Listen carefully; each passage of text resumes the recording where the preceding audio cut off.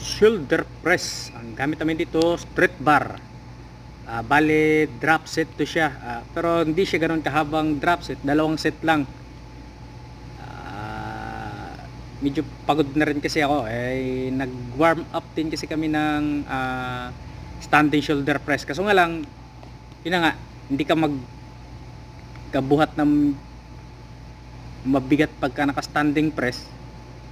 Kaya ngayon kami, ano ba tawag nito? Naka-seated shoulder press kami para makapag extrang bigat. Ayan na yun yung sinasabi ko na dalawang para nabululan ako ron basta yun na yung drop set namin tapos ganun pa rin naman talaga yung technique. Hindi kasi nakasanayan ko talaga yung babang baba tapos medyo babagal. Hindi na kasi ako nagbibilang ng repetition sa akin lang yung hanggang ilang reps lang yung kaya ko, yun lang.